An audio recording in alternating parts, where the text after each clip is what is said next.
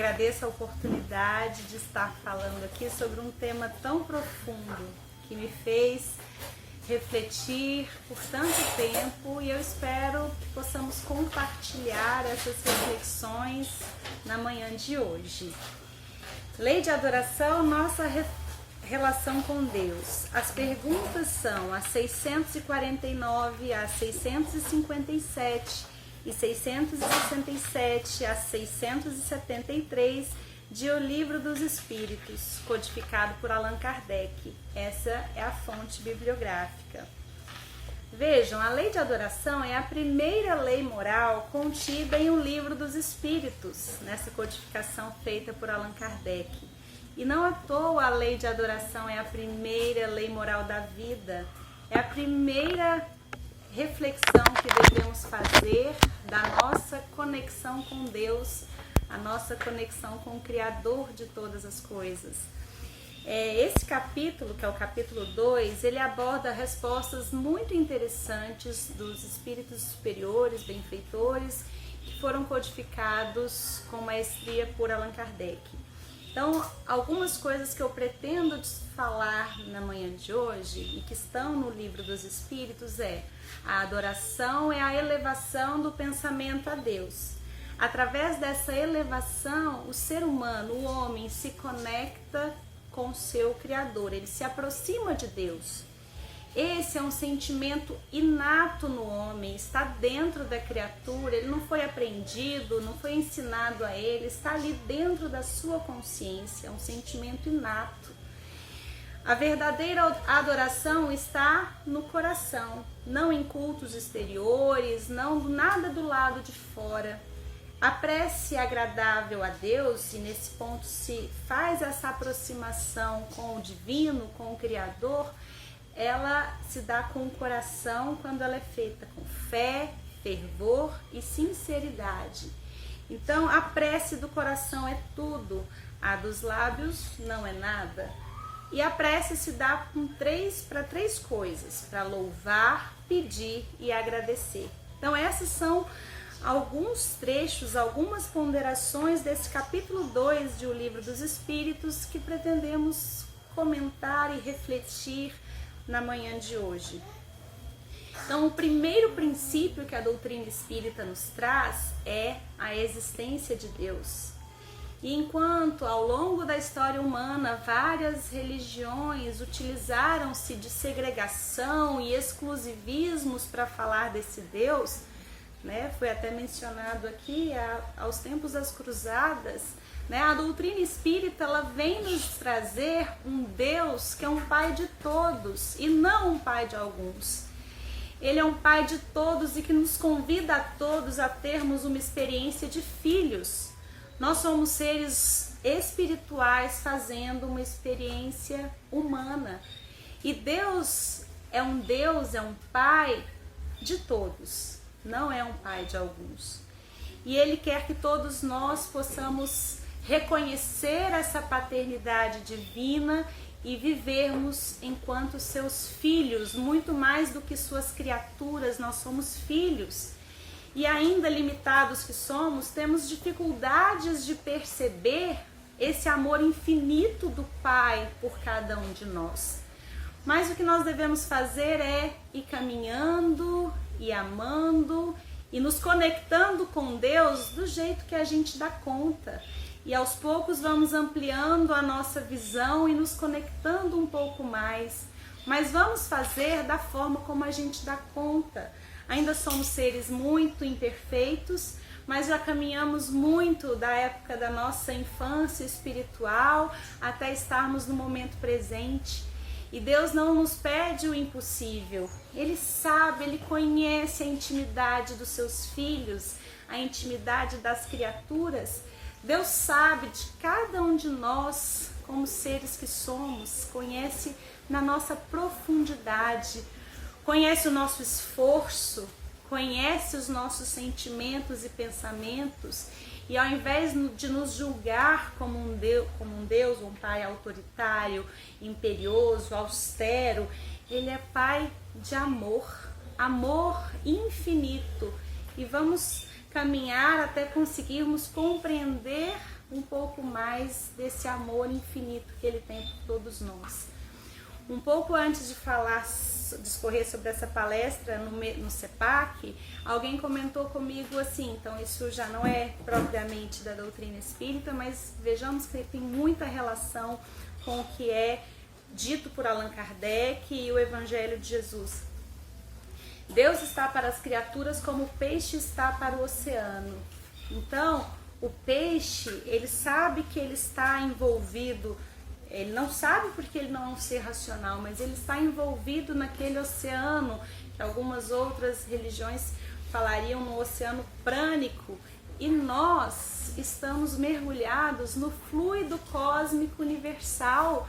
Deus está dentro de nós, está fora de nós, nós estamos imersos em Deus, em um Deus cósmico, em um Deus de amor infinito. Nós temos condições de compreender a natureza íntima de Deus? Allan Kardec formulou essa pergunta em O Livro dos Espíritos, é a pergunta número 10. O homem pode compreender a natureza íntima de Deus? A resposta foi não, é um sentimento que lhe falta.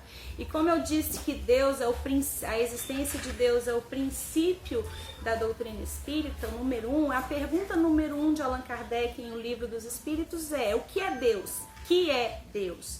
E a resposta é: Deus é a inteligência suprema, causa primeira de todas as coisas. Então, Deus é algo que ainda não temos condições de compreender, mas que nós podemos sim sentir e nos conectar com o que temos dentro de nós. Nos conectar nessa intimidade, ter uma relação boa com Deus, uma relação de filho, de alguém que nos conhece profundamente. É o trecho do Salmo de Davi, que é até mesmo uma música, aquele trecho que diz assim: Senhor, eu sei que tu me sondas, sei também que me conheces. Então Deus nos conhece com uma profundidade, com um amor infinito que, como eu disse, não temos condições de compreender, mas isso não nos impede de nos aproximarmos dele, isso não nos impede de nos conectar com Deus, porque estamos imersos nele, estamos mergulhados nessa amorosidade de Deus, nesse amor infinito, nesse oceano de amor, né? Se ainda nos falta sentido para compreender isso, é ainda uma forma que podemos nos enxergar acolhidos nos braços desse Pai cósmico, amoroso, suprema inteligência de tudo. Vamos recorrer então ao uso do dicionário, né? Quando vamos recorrer a esse termo adorar. E o dicionário nos diz que adorar é render culto à divindade, amar ao extremo. Então, como consequência da lei de adoração, você se torna tudo aquilo que você adora, que você ama, que você admira. Então, que possamos sairmos daqui hoje, nos perguntar qual é o foco da minha atenção, do meu desejo, da minha energia. Onde está o foco dessa minha atenção? Porque aí eu vou dizer do que eu adoro, do que eu me conecto, né? Adorar a Deus é entrar em contato com Deus, é nos conectar com o ser divino, com esse Pai de amor infinito. E tem uma passagem no Evangelho de João que gostaria de falar aqui nessa manhã, dando conta que Jesus passava pela Samaria e encontra então a mulher samaritana. E aproximando-se da mulher, ele lhe pede água. Nesse momento a mulher ela tem um sentimento de perplexidade, porque os judeus e os samaritanos não se entendiam, e porque de um judeu, um homem, se aproximar e falar com a mulher samaritana, e ele lhe pede água. E ela vê que ele não tem nenhum balde, nada para retirar aquela água do poço de Jacó, e o poço é fundo. E Jesus então diz, se ela soubesse com quem ela falava, era ela quem lhe pediria água, e que ele lhe daria água viva. Essa água viva, quem a bebesse nunca mais sentiria sede. Então, começando aqui a analisar o que é essa água viva. Água viva é o Evangelho de Jesus. Água viva, podemos dizer que são os ensinos de Jesus. Nós temos aí na memória todo esse Evangelho de Jesus que está aí há mais de 2000 anos disponível a todos nós, mas nós precisamos de algo mais. Além de conhecer pela memória esses ensinos. A mulher samaritana, ela percebe a grandeza de Jesus. Ele fala algo de forma muito particular de uma vivência daquela mulher e seus maridos. E pensando então se tratar de um profeta, a mulher pergunta: Senhor, qual é o melhor lugar para adorar a Deus? É neste monte, Getsame, ou é em Jerusalém? E Jesus tem uma fala significativa dizendo que chegaria o tempo em que os homens não adorariam, não precisariam adorar a Deus aqui ou ali, mas adorariam a Deus em espírito e verdade. Deus é espírito. A mulher samaritana, inclusive, ela diz que está aguardando o Messias e que um dia o Messias chegaria e lhe confirmaria tudo. E Jesus se apresenta à mulher como o Cristo de Deus e diz: eu o sou, eu que falo contigo, o Messias esperado com tanta ansiedade, né? E muitos de nós somos como a mulher samaritana, né? Aguardamos na memória as palavras de Jesus, mas aguardamos algo mais, aguardamos como que uma confirmação. Mas essa água viva, ela está disponível a nós para nos descentar, né? Nos tirar essa sede. Todos nós temos a sede de Deus, temos sede do divino. Queremos nos conectar da forma mais profunda que conseguirmos com esse Pai, com esse Criador de tudo. Quando analisamos essa passagem do Evangelho de João, do que significa amar em espírito e verdade, nós podemos dizer em espírito, amar em oposição à matéria. Deus é imaterial, Deus é espírito, então amar em espírito é uma oposição a tudo que é convenção humana. Ter um dia, um horário, um local para adorar a Deus é uma convenção humana. Então adorar em espírito dispensa lugares geográficos, basta a intimidade do ser, a intimidade da criatura.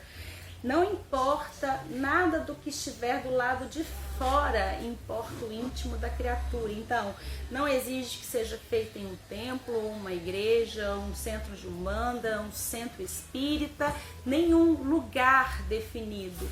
Mas esse lugar é íntimo, é um lugar da intimidade do ser, é aquele em que você se conecta da forma como você dá conta, mas da forma em que você se entrega a esse amor infinito do Pai. O que seria então adorar a Deus em verdade, né? É nos aproximarmos da verdade universal, ter uma aproximação da fé com a verdade universal, fazer uso da fé raciocinada, ter uma disposição para questionar, para refletir, me colocar à disposição da verdade e me conectar com Deus, porque Deus não está dissociado da ciência. Deus é tudo, né? É difícil até falarmos um pouco mais dele, de tanta grandeza e profundidade. Mas amar a Deus em espírito e verdade é reconhecer Deus como imaterial, reconhecer Deus como um Deus cósmico, e a casa de Deus é o universo inteiro.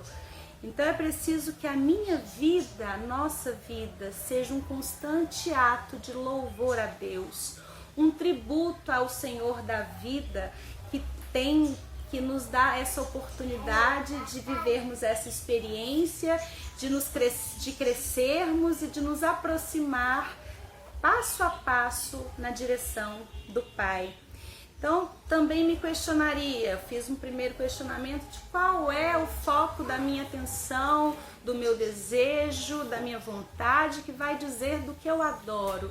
E aí eu faria uma reflexão no seguinte: qual é o meu papel no mundo? Qual é o meu papel na família, no meio social, no trânsito, no trabalho, na convivência?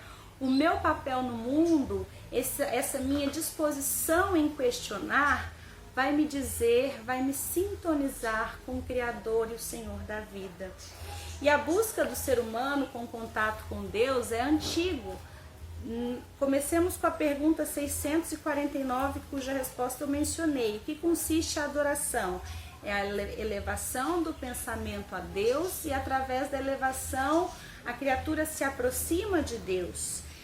E a 650, a adoração, a resposta é: foi ensinada ao homem ou é um sentimento inato? A resposta é um sentimento inato, como é o da divindade. Então, como eu disse que a busca do ser humano é antiga, né, essa sede do divino, ela é antiga, nós temos o homem das cavernas, que é o ser humano em sua infância espiritual, que ele não compreende muito bem o que ocorre, mas ele enxerga uma força superior nos fenômenos da natureza e ele quer compreender o que aquilo acontecia. Num segundo momento, um novo leque de possibilidades surge e o homem passou a exaltar o fogo, os raios, os relâmpagos, os fenômenos da natureza. No momento subsequente, falando aí de forma muito breve dessas etapas da história da humanidade, havia uma necessidade do homem de materializar Deus. Então Deus tinha uma forma, né? Então é um Deus antropomórfico, né? Um Deus com forma de homem, de ser humano, e aí começa um fenômeno de idolatria, né? O culto aos ídolos, né? Na mitologia surgem Zeus, Júpiter como os primeiros deuses, porque era essa busca incessante daquelas pessoas naquela época.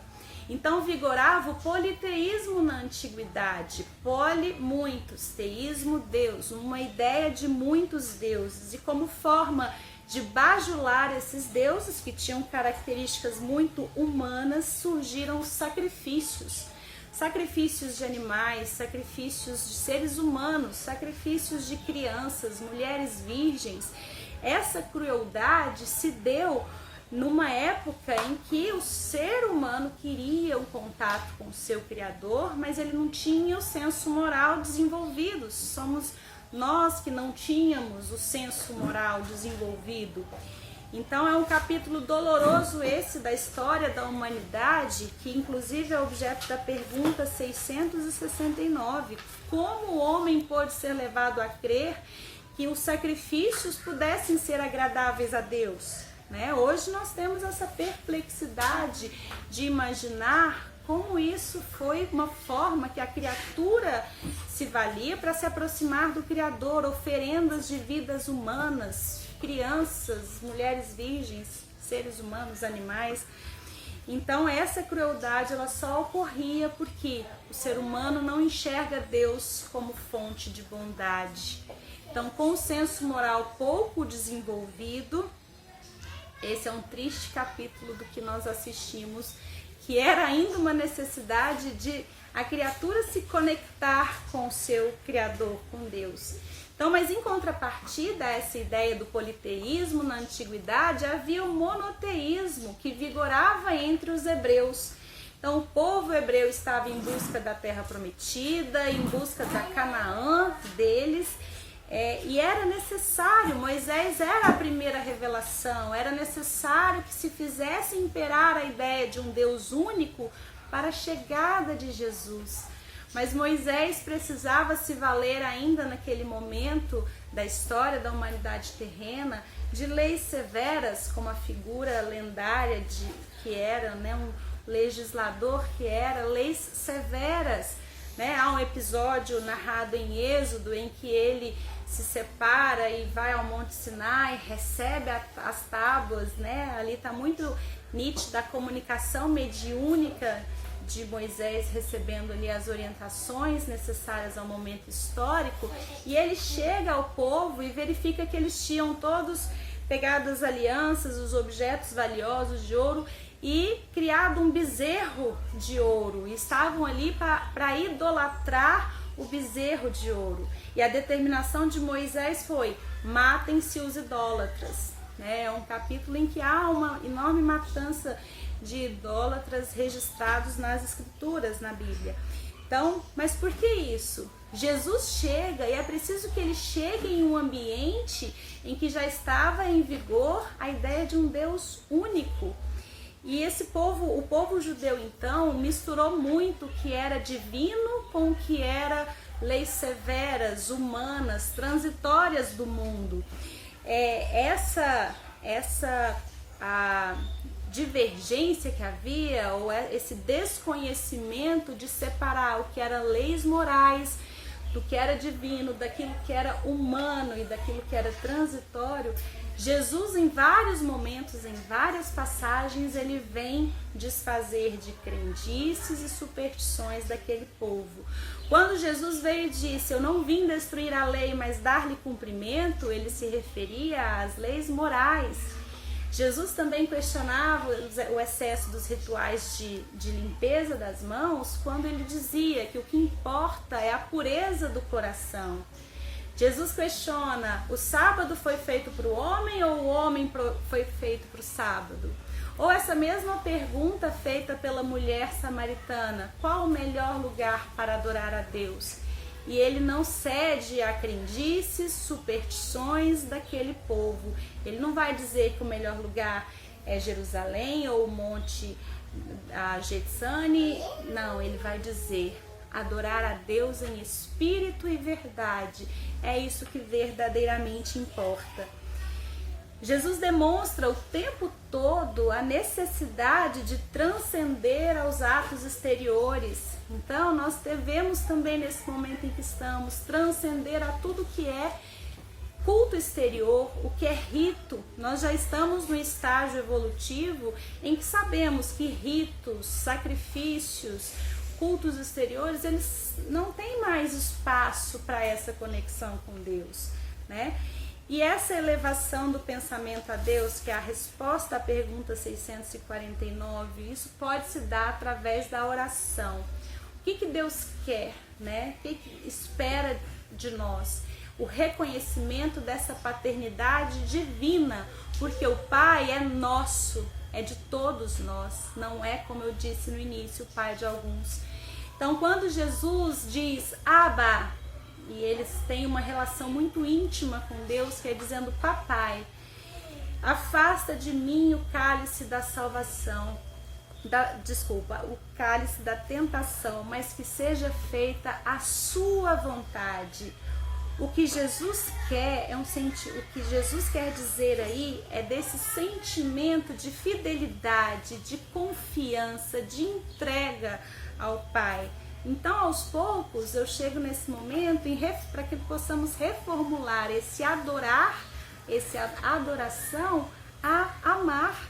Amar a Deus, amar ao próximo, e ainda temos muito que aprender a amar, né?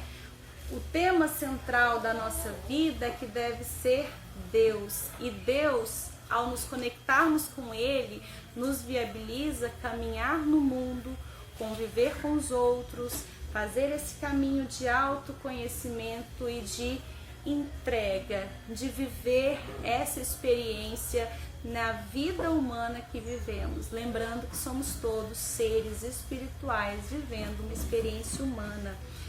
Cuidado, que tenhamos muito cuidado nos tempos de hoje em depositar as pessoas os nossos ídolos, né? As pessoas merecem o nosso respeito, merecem o nosso sentimento de solidariedade e fraternidade, mas não ídolos, né? Quantos seres humanos fazem do dinheiro, do sexo, da perversão os seus ídolos? São aqueles mesmos homens que idolatravam o bezerro de ouro, mas que estão aqui desviados do olhar e fazendo essa essa idolatria, né? Também temos como fonte bibliográfica dessa lei de adoração a pergunta 657, que faz referência à vida contemplativa daquelas pessoas que não fazem mal a ninguém. Mas se é certo que não fazem mal, também é certo que não fazem bem. E não fazer o bem já é um mal. Então nós precisamos reconhecer que o que nós estamos nos propondo é nos conectar com Deus e aprender a conviver com os homens, aprender a transcender os atos exteriores e conviver nessa relação boa, nessa relação íntima, nessa relação que você conhece o Pai e Ele te conhece de uma forma profunda e muito particular, né? Como eu disse, hoje já não temos lugar para adorar a Deus em sacrifícios, nem cultos exteriores, nem ladainhas intermináveis daquelas que o coração não participa. A conexão se dá no plano íntimo, com o coração. Então, hoje crescemos, ontem meninos no tempo da infância espiritual, homens e mulheres das cavernas, exaltando fogo, fenômenos naturais. Ontem, praticando atos como de sacrifícios humanos, hoje sabemos que os sacrifícios são descabidos. Então, nós estamos crescendo. E o que nós estamos aqui hoje é buscando Deus e buscando compreender a lei de Deus, a lei divina, sob a ótica da razão, sob a ótica da lógica, com o uso dessa fé raciocinada, que é um instrumento que a doutrina espírita nos coloca à disposição.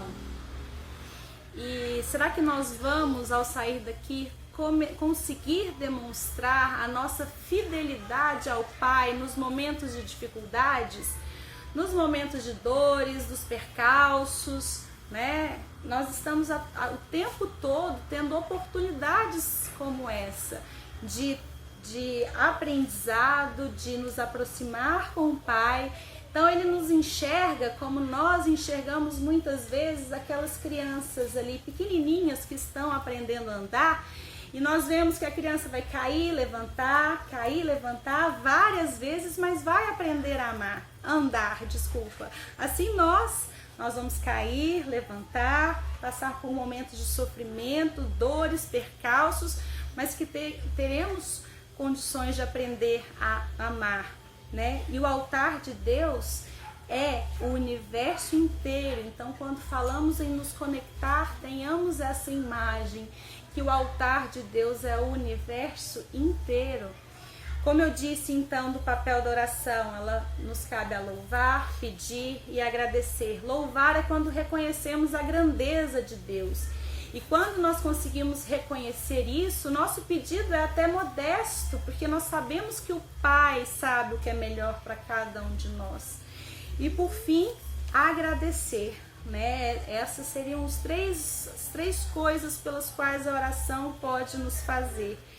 E nesse sentimento que é de agradecer, que é gratidão, tem uma palestra do Rossandro Klinger com o tema Deus, que ele é muito interessante. Ao final ele propõe uma dinâmica em que a pessoa olha para quem está do seu lado e diz assim: obrigada por você existir na minha vida. Ou então alguém que chega em casa e diz a quem o está aguardando: obrigada por você existir na minha vida. Ou mentalizar alguém que já desencarnou e está no plano espiritual e dizer: obrigada por você ter existido na minha vida. Então, esse é o sentimento de gratidão que devemos ter em relação ao Senhor da vida. Se nós conseguimos nutrir esse sentimento de gratidão por alguém com quem temos relação de afeto, imagine essa relação com o Criador de tudo, com o nosso Pai maior, né? E Deus nos diz o tempo todo: você foi feito para a luz, você foi feito para o amor. Então a gente aqui é feito para amar e somos frutos de um amor infinito. Que todos nós possamos nos lembrar disso, de que estamos mergulhados no fluido cósmico universal, como a imagem de um peixinho pequeno num oceano gigantesco, e esse oceano é puro e infinito amor. Estamos todos imersos num fluido cósmico universal que é a amorosidade infinita. Que possamos sair daqui lembrando do que Deus nos diz o tempo todo: eu te fiz para a luz, eu te fiz para o amor. Que nossa vida seja um constante tributo em ato de louvor a Deus por essa oportunidade que temos a cada instante. Gratidão a todos, que Deus nos acompanhe e abençoe.